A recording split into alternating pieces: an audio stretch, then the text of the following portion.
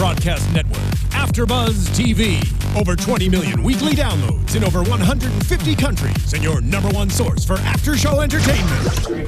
Johnson.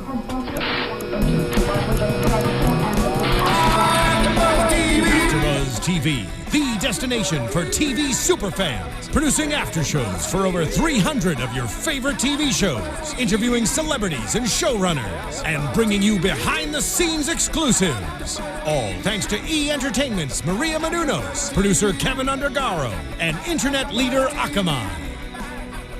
Now, let the buzz begin! Hey there, Banshees! Welcome back to the Banshee After Show here on AfterBuzz TV, talking about Season 3, Episode 3, A Fixer of Sorts. I am Matt Lieberman. Joining me as always, Monis Rose is here. Hey, what's going on? Oriana Leo is Hi, here. Banshees. And Isaac Johnson is here. Hello, everybody. Yes, and we have a very, very special guest in the studio with us today, Adam Targum, who's one of the executive producers on the show. He's written a whole bunch of episodes. We're so happy to have him. Welcome, Adam. Happy to be here. Yes, Thanks, guys. glad that you're here. We also have another special guest coming in via phone. Mr. Matthew Rauch, who plays Mr. Burton, is going to be calling us in about 8 minutes. So we're gonna jump right in. So here's the thing about this episode, and a lot of the fans I think have really, really enjoyed it just based on their responses on Twitter. You know, it's one of the best action episodes I feel like we've ever done. We as if I work on the show, but like they've ever done. But I'm of two minds about it because I think there's so much plot in this town. I don't want to waste any time bringing in outside people mucking things up. But at the same time, it's a very well produced episode and it lends a lot of fuel to a bunch of storylines, and it's going to fuel the rest of the season. What did you guys think? Yeah, well, like, in comparison to the first two episodes, this is like the most action heavy we've gotten. So that's probably why it feels like maybe like the best of the season or something like that. But like just awesome, amazing action, like on the edge of my seat the entire time. Mm-hmm. I was definitely had bated breath the entire episode. I did miss Carrie and Dava and some of our other faces in town. Yeah. Hoping to see them again. And actually I was quite shocked that Hood did not have any Carrie visions. Yeah, that's a very interesting point to point out. Yeah. Is that emotionally, who does he go to? He goes to Dava and he goes to Siobhan. Yeah. What did you think of the episode, Monis? Monis is too busy chuckling. Well, we all see the episodes together, and I'm sure, you know, these fine three are eyewitnesses of me in my seat. It's like I'm in a race car. My feet are up and I'm squealing and I'm jumping around. I mean, I am so interactive, especially this episode. I mean, they got a little foreshadow in last season's season finale, and this episode, no, I was in a NASCAR. It was a ride. That's a beautiful description. Adam, when you guys were breaking this episode, what was going through your heads? Why bring back the Brantley plot line? Well, first of all, I love this reaction from all of you because this is exactly why we do what we do. We write this show for the fans. Yeah. And we are all fans ourselves. So, you know, we have several mandates when we sit down and break a season and come up with storylines. First of all, it's to jam more story into an episode than most shows do an entire season. And you do. Mission accomplished. Yes. You know, and the other thing is to do things that people have seen, but do them in a way that's uniquely Banshee. You know, we always say, what's the Banshee version of a fight? You know, what's the Banshee version of a moonlight, you know, dinner, you know? And that being said, you know, this episode accomplishes a lot of things. Obviously, we have tremendous action. But everything does also move character and plot forward. You know, all of the things you guys touched on do come back in a certain way. We don't like dangling sort of, you know, Chads on Banshee. It may not come back for 3 seasons, but it's going to come back at some point. So. Fantastic. So let's jump into this brewing war between Kai and Chayton. A lot of interesting stuff happening on both sides of that. We have this great scene between Kai and his mother at the top of the episode where she pretty much points out, listen, I know what's going on. You need to get her out of here. Yucky. I raised you better than this. I mean, well, I didn't raise you that well, but I raised you better than that. Well, which is possibly a confirmation because we sort of debated, like, are they sleeping together? I mean, they're in bed together naked. It would lead you to that assumption, but it seems like she knows what's going on. It's inappropriate all around. Right. She's just saying Obviously, so. yeah. Yeah, and just a mother knows. And it also, there's this connection, it seems, between Kai and Emily. She sees something in him. She sees, we had Lonnie in here last week, and he was talking about how she sees like the potential and the good Fixer-upper. in everyone, a fixer of sorts. And they have this like really beautiful, quiet moment in his little chapel. And there's a point where he turns away and he goes and kneels, and I feel like anyone else would accept, okay, he needs some time to be alone. But instead, she shares that moment with him and lends him her support. And I have to wonder if his mother's message of you need to find someone who's good for you and will do right by you and isn't your niece, if he's considering something in this moment. Because I can't remember, I'm not sure if there's ever been a time where someone actually sat down and tried to connect with him. No. And have any of you seen The Origins? Banshee Origins? I've seen a couple of them. I haven't seen them all. You have? I have seen I've seen a good. few of them, and there is one, I think it's the third, where Emily and Kai, they know each other. Oh. They've seen each other. They've been around each other before. Okay. While she and Brock were While still she and married. Brock were still together. Oh, interesting. You know what's I will be honest, the Proctor-Rebecca relationship has been one of the most polarizing storylines. There are people that love it, there are people that hate it. Everybody Shocker. talks about it. Yeah. It was really important for us to have that scene with Kai and his mother because, as you said, Mother is the only one that can really affect Kai Proctor in the way that he's untouchable. Yeah. Nobody else bothers him. No one can, get to the Teflon Proctor. But when she says, you need to move her out of that house, it's unholy, it's unnatural. It affects him, and it affects him deeply. But again, you guys also talked about, seeing Proctor's vulnerability.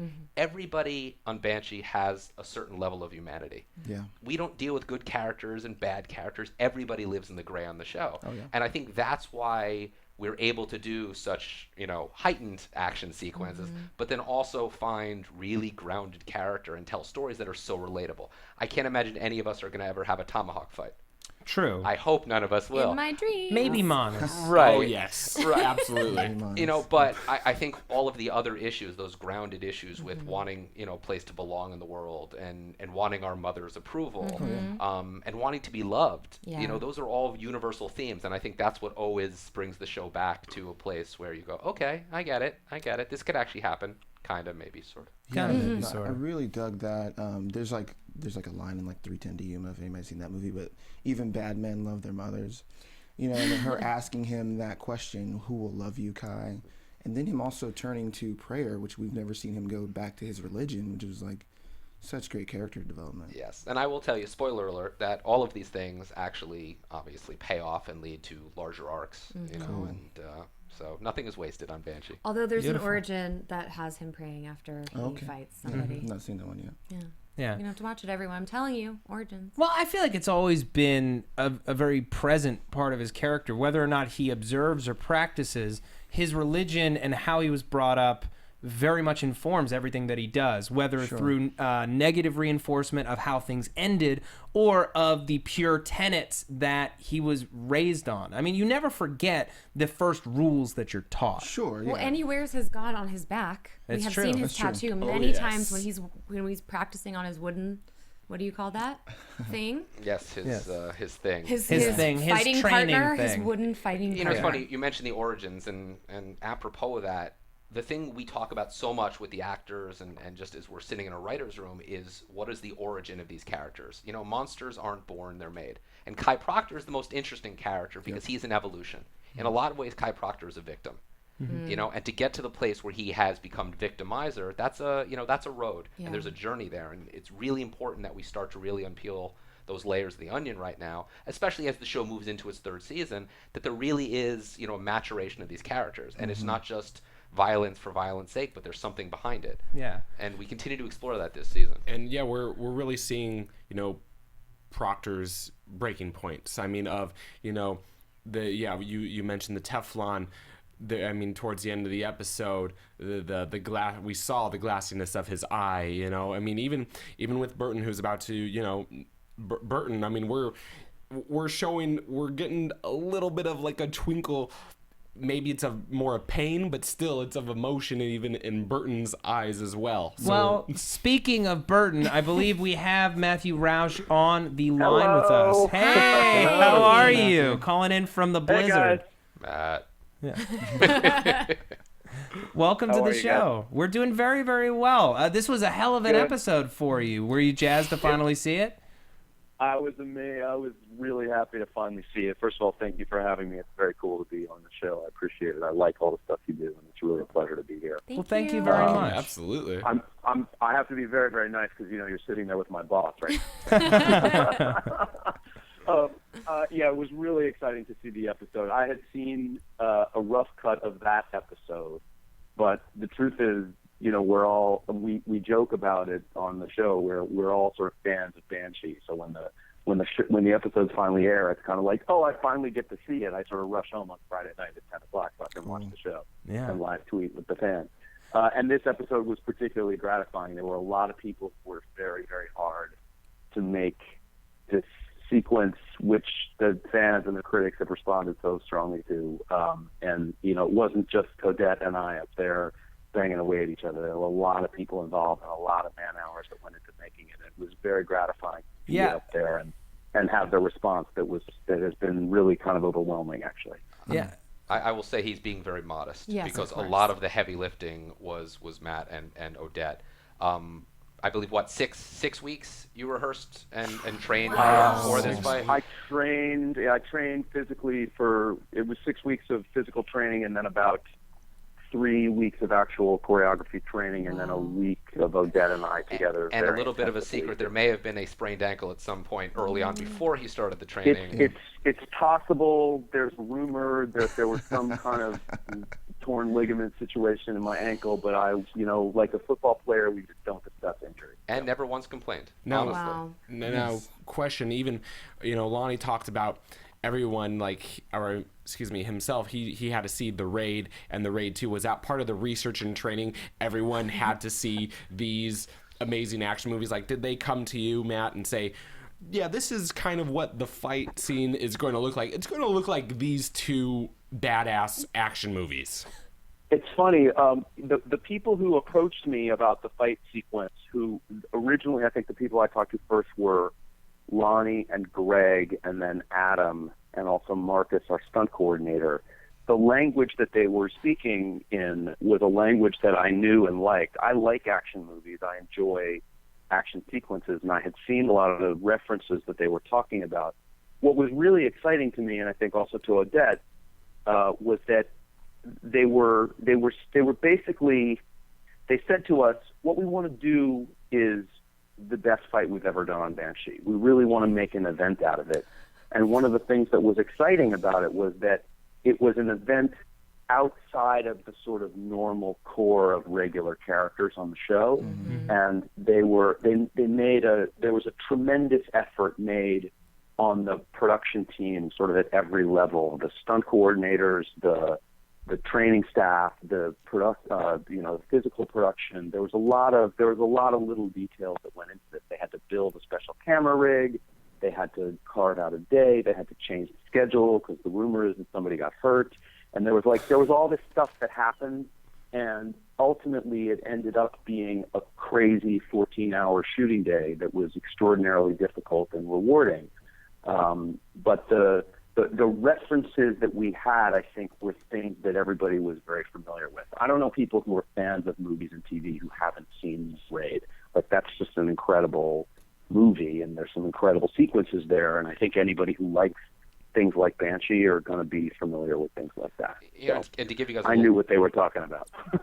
Now, to give a little insight into the process, we script every single punch and every single kick. Wow. Yeah. And it's very important. And when Jonathan and I put a script out there that has every single one of those beats, we then hand it off to the team. And it's a vast team. Mm-hmm. As Matt was talking about, Marcus Young, who is our stunt coordinator, he then takes that and brings it to his team. The most talented group of stunt performers who then work it all out and then actually do something called a previs, where they actually will shoot the sequence for then all of us to see and then for the actors to see. There's something interesting about this fight is that it didn't initially start with a car. It had initially started in a different location that, That's right. I was talking about this with someone the other day, that we were initially in another location, and then due to there were sort of technical issues with the location. Right. And I believe, I'm going to give him a little shout out here, I believe it was Mr. Targum sitting next to you who had the insanely cool idea of shooting the fight outside and inside the car and simultaneously destroying that amazing Rolls Royce. He just got so praised. Nice. Well, what's interesting also about that Rolls Royce is, we did have to destroy that car. We actually, that roof is actually been sawed off as well. So the roof flew off so we could put it back. As Matt talked about, there was a special camera rig. The rig was being handed through. Yeah, Lonnie was telling us that. Upside down and over. Unique techniques. Yeah. So the fight was really groundbreaking. But the thing that's most important that I just wanted to touch on is that amidst all of that insanity, there's two really important character elements that we really open up talking about origins of characters. Sure. And one of them was a great moment for Matt, and one was, a great moment for Odette. And my note on that was they both have died a little bit. They both had a torturer. They were both captive. They were both dehumanized. And that was... I think Go ahead, that's Matt. an important thing. Yeah, I think that's a very important thing about Banshee is that aside from the origins, what you're seeing, the writers are very clever about setting up characters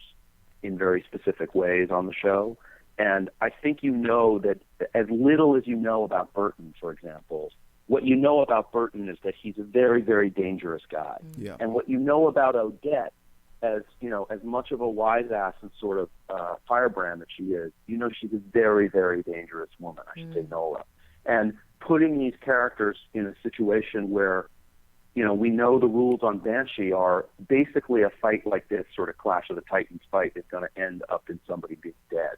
And the added layer of learning that they share, if they don't share a history, but they share a similar, I think that's a good point about they've already died a little bit, and they have less to lose in a fight like this. Yeah. And that ultimately, by humanizing them, you raise the stakes on the fight, and you allow the audience a way inside these characters' minds. And it's a very, very clever way of doing both, of serving sort of two masters at once, which is one master being the kind of pulpy action show, and the other master being a show that is actually interested at the same time in what makes people tick and being a sort of effective drama.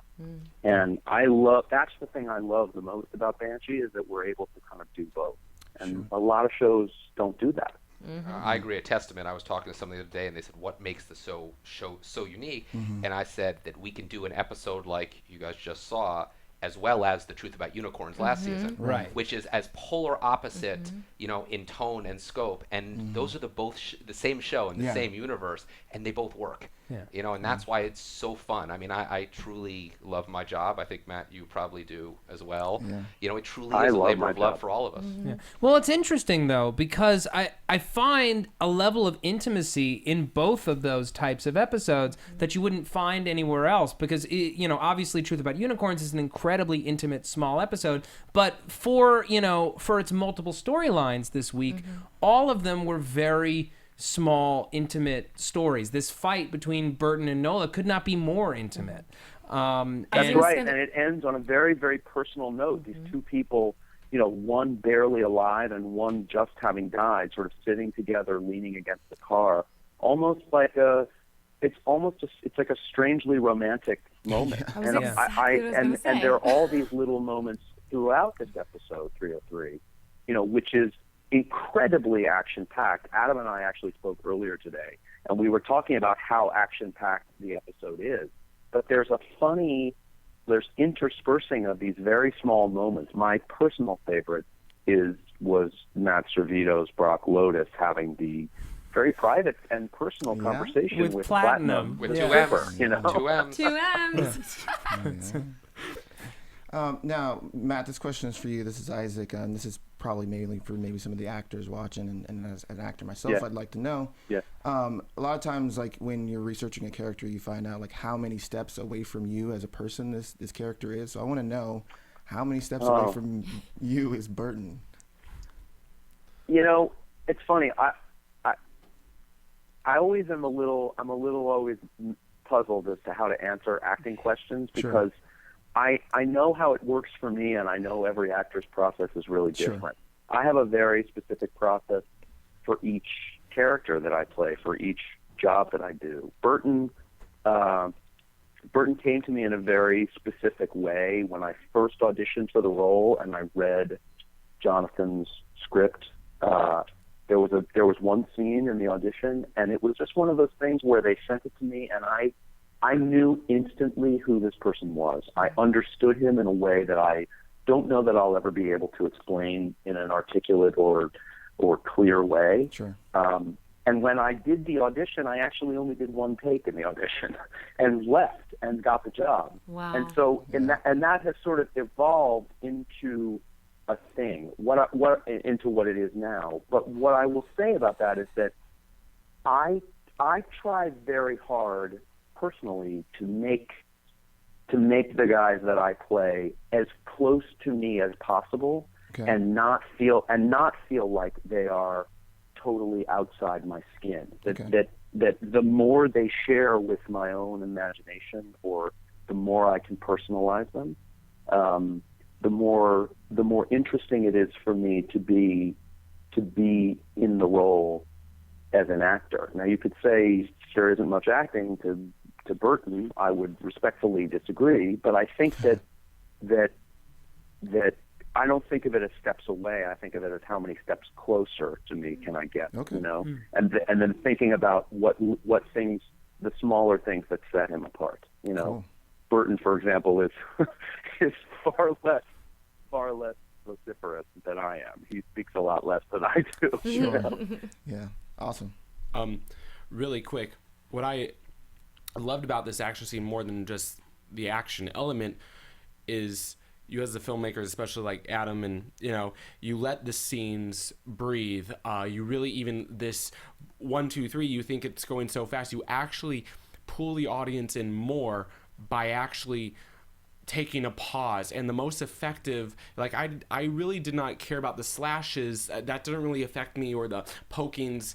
What really actually more affected me was when Burton took out the piece of glass, and that reminded me of Die Hard. I don't know if either you saw Die Hard, but the Bruce Willis element of when he is trapped and there is all this glass, even though I remember that, even though you've already seen all of these Bruce Willis, John McClane shoot up everybody, you see him take out, just pause for a minute and take out all of these pieces of glass from his feet. I mean, and that scene, the Burton element is like, that's the pain I felt when he's just inching that shard out of his cheek. I thought it was a great way of telling the story because, as I recall, Burton never fights with his glasses on, ever. Yeah. And this time he was caught off guard. That's what I was about to say.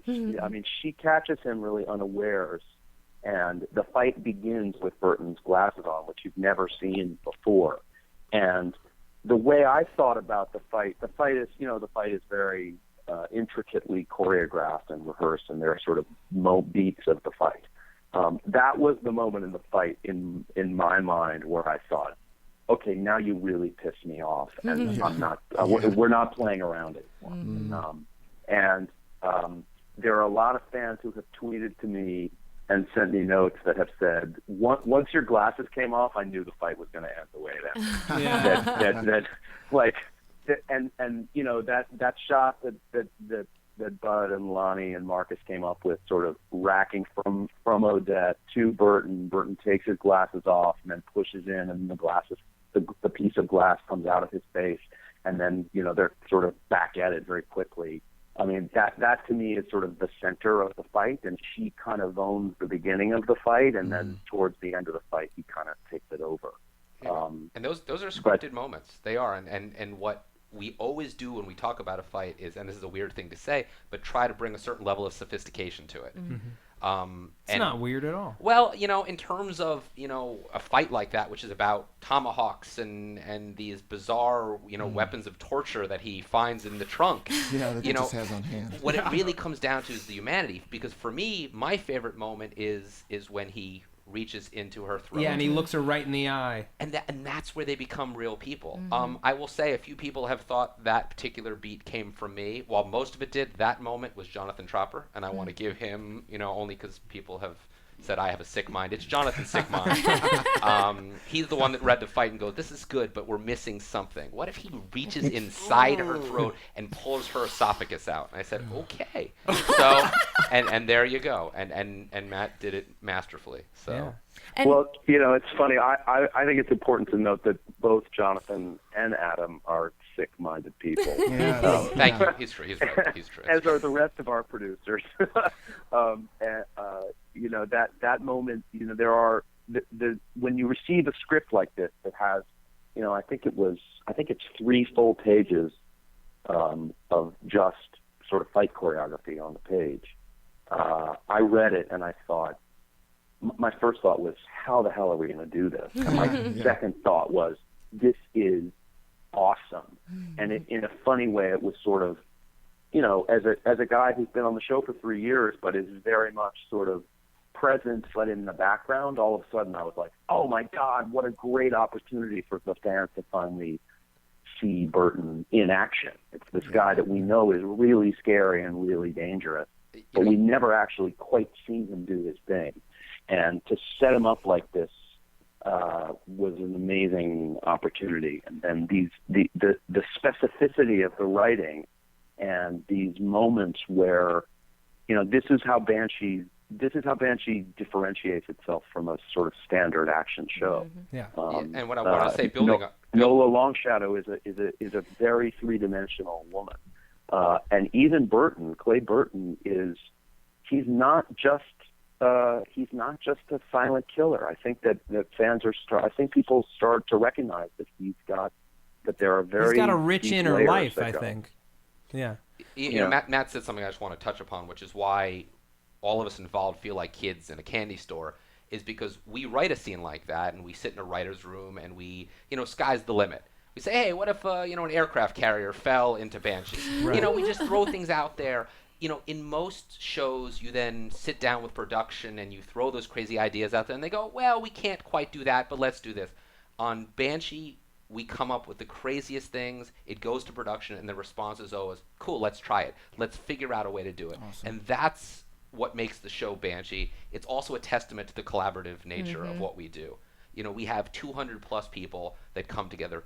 Everybody has a hand in the making of the show. Everybody helps us figure out how to accomplish scenes like that. Where on the page you go, wow, never going to happen, and here it is. We've all seen it, come to life. And I'll tell you, it's a thrill for me, 14 years doing this, and every time I see a scene like that on screen, I go, wow, that's awesome. Matt, I just have to follow up on that, because there are so many people whose names will sort of never get spoken, who made an incredible difference in a sequence like this.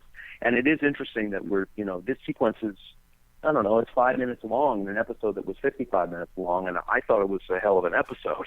But this sequence alone took literally months of preparation. Marcus Young and his whole team, my stunt double and Odette's stunt double, Bonnie and Dave, the camera department, who basically they basically invented a camera so that we were able to shoot it in that sort of seamless style. The wardrobe department, the makeup department, the people who sort of the continuity, they were very, very careful about, how much blood is on you at what point in the fight, and how is it affecting you physically. And Marcus choreographed a fight that, it starts out with 2 people one person in tip-top shape and one person with a pretty terrible wound. And I think you can see over the course of the fight that Odette and I are sort of deteriorating over the course of the fight. And those little details, the sort of continuity stuff and the stuff that makes you want to watch it over again, that's a big team effort. On the day we had a lot of people working. We had Magnus on Skype. We had Lonnie on set. We had Marcus actually directing. There were assistant directors. There's so many people that go into this, and it's an amazing thing to watch it happen. And from the beginning of the season last year, when we started to shoot, people were talking about it from day one, and 2 months later, we were shooting it, and I think basically every day something was happening on that fight sequence from the time they started to put it into motion. It's really an amazing process. That's awesome. Well, Matt, thank you so much for calling in. Unfortunately, we're kind of low on time. We got a lot to talk about, so we have to say goodbye. I'm sorry. No, I want to stay. What are you talking about? You want to stay and chat about the rest of the episode? Yeah, why not? All right, great, awesome. Well, all right. Before you don't kick our guests out, man. I'm not trying to kick. I'm trying to move it along. Okay, I got to marshal a band here. Okay. But first things first. Before we move on, I need to really quickly mention iTunes. You know, folks, we here at AfterBuzz TV, I say it every week, we put out over 80, actually now over 100 hours of free after show content per week. It is the widest array, the most abundant amount of after show content anywhere on the web. That is a testament. It is the truth. You can come at me with any kind of facts and figures. I guarantee you we have the widest and best array of after shows anywhere on the net. And the only way that you can support us, we don't want your money, we just want a little bit of your time. Go to iTunes, rate and review the shows that you listen to or that you watch on YouTube. It is quick, it is easy, and it is how we attract sponsors to this network. It's how we keep our doors open and our lights on.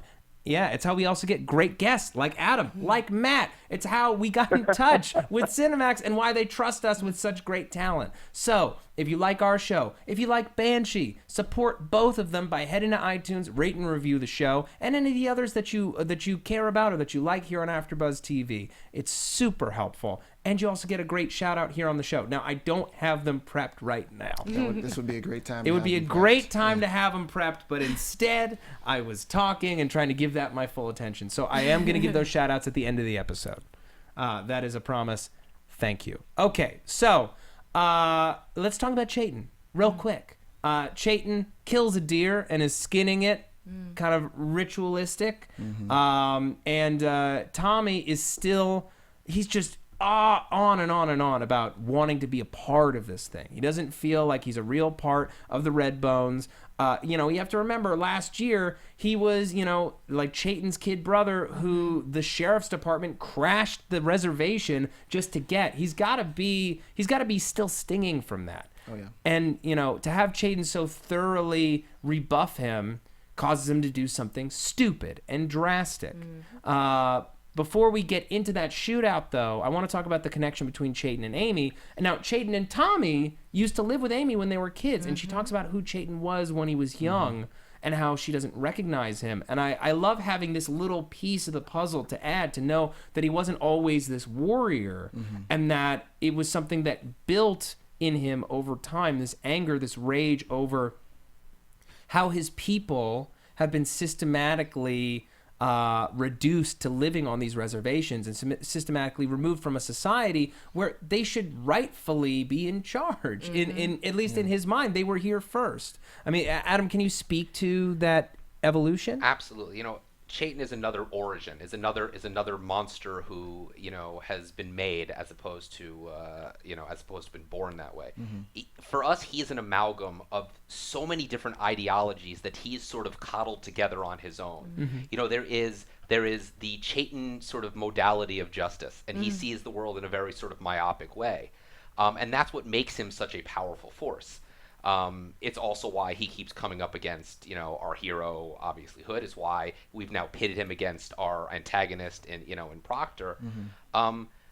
But, you talk about origins. There is actually a wonderful origin, which called Bugs and Thugs, that Jonathan wrote, which touches upon the first time that Chayton actually gets a mentor who looks at him, who's, he's a physically imposing guy who up until this point has been just a big sort of muscle-bound guy used for his physicality, and this mentor looks into Chayton's eyes and essentially sees something much greater in him, and he says, you have the ability, you have the intelligence, you have the conviction to take the Kanaho Nation to the next level and break them free of this tyranny and these bonds. And maybe it's a little bit of a skewed persecution complex that they have, but we really get to see how Chayton sort of picks that torch up and runs with it and makes it his own. His identity. Yes, and Amy becomes the cipher for us to understand that this was a awkward, scared young man Yeah. who comes from, a broken home, didn't have parents, and, through, a series of events is born into this,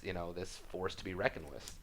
So. We were talking before about sort of little details and the things that Banshee does to weave a very complex story. And I love the detail of Amy and Chayton having a past together, and she thinks of him sort of as a brother, and the evolution of Chayton from being this kind of rebellious, violent kid to being actually a revolutionary, believing in changing the world. Those kinds of details give the show an incredible amount of layers on top of the kind of action show that it is. And I think it's great credit to the writers that they make this effort to, you bring in a supporting kind of secondary characters, but they all have a very specific purpose on the show, and I think it's really neat to see that, and it's a great credit to Jonathan and to Adam and to the whole team of writers that they do that. Absolutely.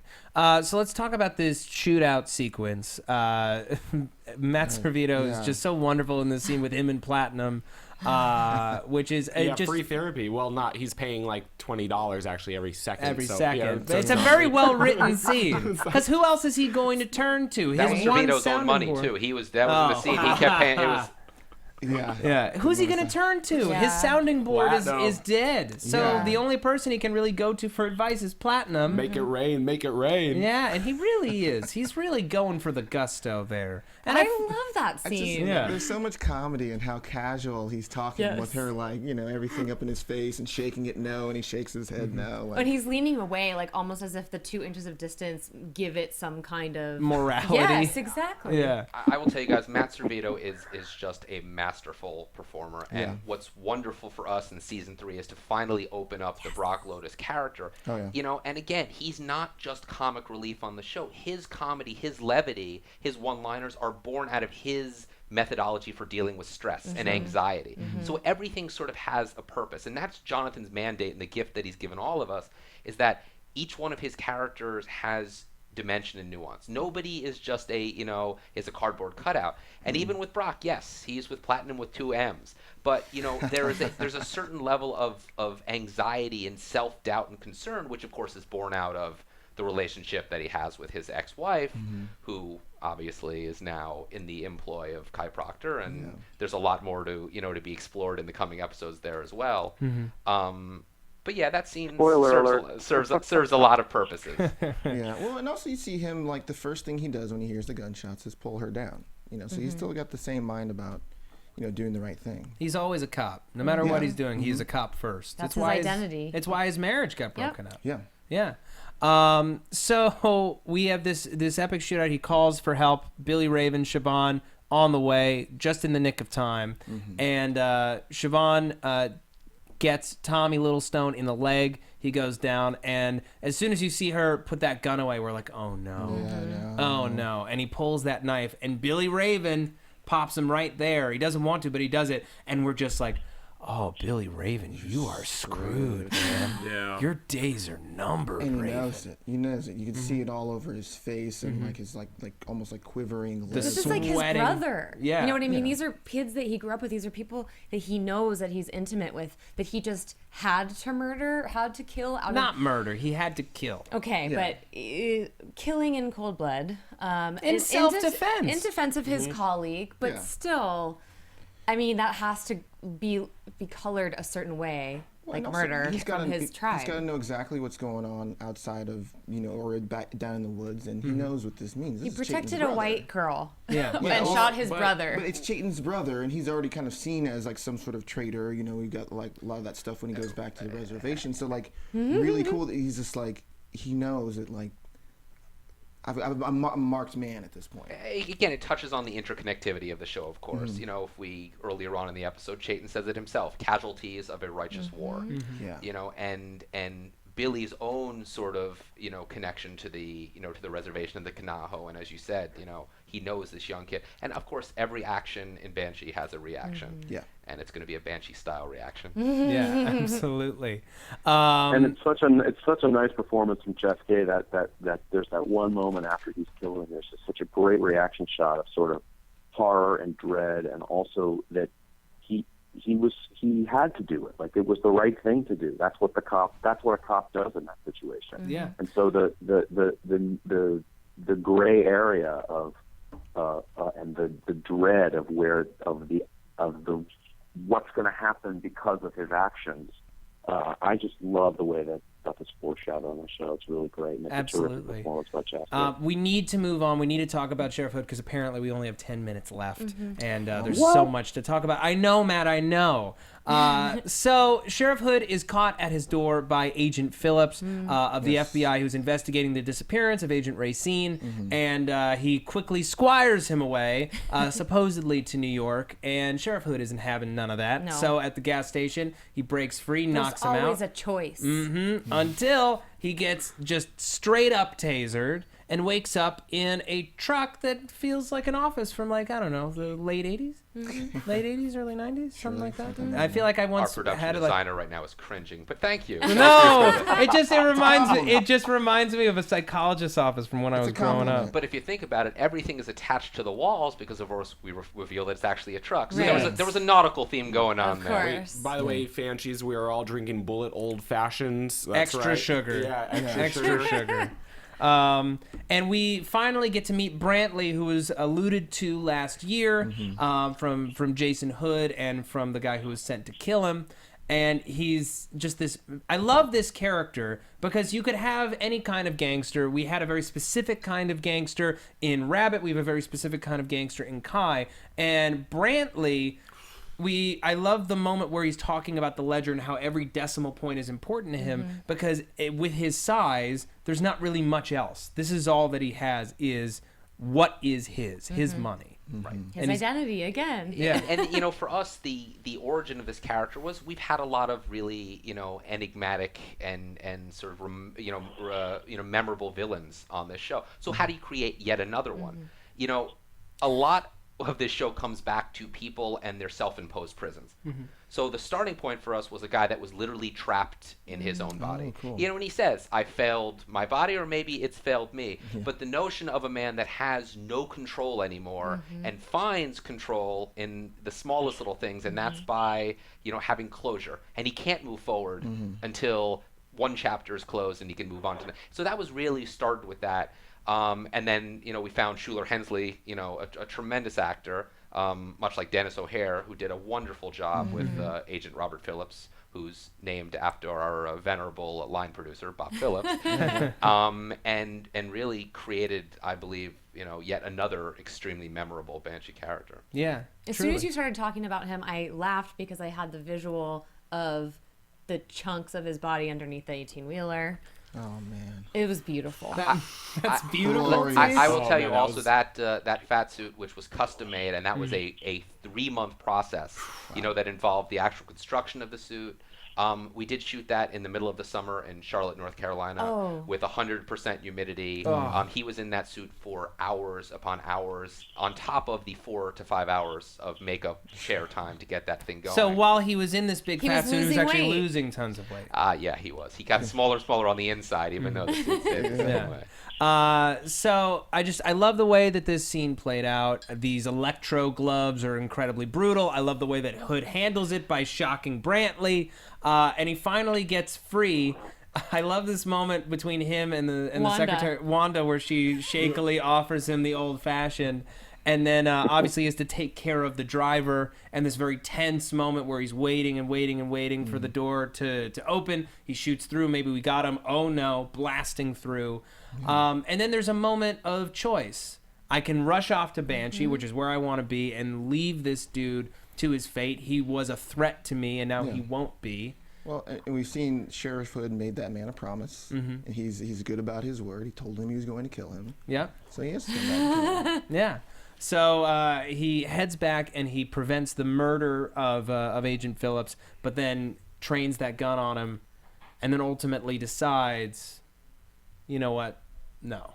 I have to touch on the fact that Agent Phillips knows this man's story. He knows his motivation on some level when he says that on some level you still want to be punished. Yeah, that was you know, a good after question. acknowledging that he has got big balls, that maybe the thing that's wrong with him is that he's got this glutton for punishment complex, and that's why he's where he is. Can you speak to that, Adam? No, absolutely. You know, it always comes back. You know, my favorite line in this entire episode is when, you know, Agent Phillips looks at him and goes, you know, maybe you should think about how fucked up your universe Yes. truly is. If being in this chair is actually better than being on your way back to New York City to answer for your crime. And that's, you know, the constant, you know, struggle that this character has. He is directionless. He doesn't have a place in the world, and he is his own worst enemy. Yeah. And in Agent Phillips, in that hole, he finds a kindred spirit. You know, it's really both of them have a hard time saving themselves. You know, and it really is sort of a thematic thing about the whole season and the whole show as a whole. Yeah. All right. In our closing moments, Agent Phillips reveals that he had an insurance policy just in case Sheriff Hood was what he isn't anymore. And he races back to find Siobhan watching the tapes, reading the file, thoroughly wrecked, realizing that this man who Sugar tried to allege, you know, she knew well, even if she didn't know about him, apparently maybe not. And I did not expect her to find out this early. Well, let me touch on that really fast, because obviously it's been sort of the big sort of hanging element of this series is when are people going to find out? And it seemed for us that, you know, Siobhan, who represents Hood's one chance at humanity, one chance at salvation, true love, as we started to see. There's really hope for the future, which is the first time we've seen it. How apropos is that she's the one that is the person to discover who he is. And, you know, again, when she looks at him and says, you know, who the hell are you? Yeah. Keep watching. You may find out. It just speaks to like the really great writing of the show because you've actually given him something that can cost that he will be able to lose that really matters to him. Yeah. On this point, I think it's time that we move to predictions. We can talk about it there. And now, your AFTERBUZZ TV predictions. So, what happens next? What happens next? And Matt's still here. Yeah. You've been. Matt's still here. Matt's just listening. He likes the show. He's listening to the show. Fantastic. Monis, what happens? What's happened going from here? Well, you know, I mean, Adam, personally, you say it gets better or bigger and better. I mean, you said that this episode has not. I mean, it just escalates from here. I don't see. I mean, this was such a grandiose episode, is what I'm saying. This seemed like a series finale. It seemed like a huge finale. So I don't know. I mean, I still don't want to see. I want to see this bank robbery. We only hinted at the Sugar and Joe. I want to see this. I hope Siobhan actually is going to be the new, this Ocean's 11 gang. I hope she's the new member. Maybe we didn't see Carrie. Maybe Carrie is pushed to the side and Siobhan's the new woman in the gang. Wow. I don't know if she can open safes, but that's a pretty interesting Maybe just idea. remember there's no such thing as a Sweatpants Monday. Just That's remember right. that. Yeah. There's no such thing as Last sweatpants line on. of the episode, by the way, loved it. I don't know, but I am excited to see what happens with Siobhan. I honestly was really disappointed because I'm still so in love with Carrie, Anna, and Lucas that I'm not buying Siobhan right now, but I'm excited to see where it goes. Like, just these flashes helped me understand the importance of their relationship, but I'm excited to see how she reacts and we get that visceral experience with her. Yeah, no, I believe the Siobhan thing. That's why he had the flashbacks of her and Dava, not Carrie. My guess is we're gonna see Carrie again because we gotta at this point. And I think she's fed up with the diner. I think that's not long for this world. Kaputski? Yeah, Kaputski on the job. Okay. Having seen the next 3 episodes, I cannot make any predictions. I'm probably as tickled as these two at hearing what you guys have to say. But in any case, is there anything you guys want to tease about what's coming? They're all good theories. I'll say that. Okay. And I will honestly say, and maybe I'm a little bit biased, and Matt, you probably are too, I really believe that every episode continues to get bigger and better as the season goes on. Oh, man. I don't that's what I was going to say. As great and as action-packed and as big as episode 303 is, I know what's coming, and I can tell you that It's definitely not the finale of the season. There's a lot more to happen in Banshee, and it gets pretty extraordinary. It's a big season, and there's a lot of stuff coming. Yeah. Can't wait. All right. I want to thank our guest, Adam Targum. Are you on Twitter at all? Can people find you? I am on Twitter. I think it's at Adam Targum. It But is. there you go. All right. That's I'm- ADAMTARGUM. And Matt, you're also on Twitter?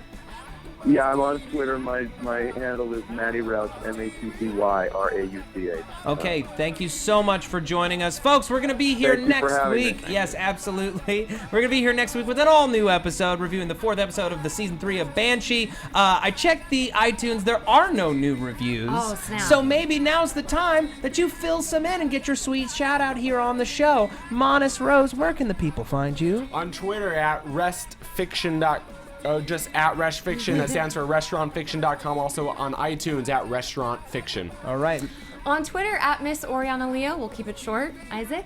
On Twitter at Isaac Johnson. On YouTube, The Isaac Johnson, where you can see my own badass fight with a female. It's called The Forge. Cool. And you can find me on Twitter at Matt Lieberman, MatTLieberman, my YouTube channel, youtube.com/Matthew D. Lieberman, SourceFed Nerd. Thank you all so much for joining us. We'll see you next week. Good night. From executive producers Maria Menounos, Kevin Undergaro, Phil Svitek, and the entire AfterBuzz TV staff, we would like to thank you for listening to the AfterBuzz TV network. To watch or listen to other after shows and post comments or questions, be sure to visit AfterBuzzTV.com. I'm Sir Richard Wentworth, and this has been a presentation of AfterBuzz TV. Banshees rule! The views expressed herein are those of the hosts only and do not necessarily reflect the views of AfterBuzz TV or its owners or principals.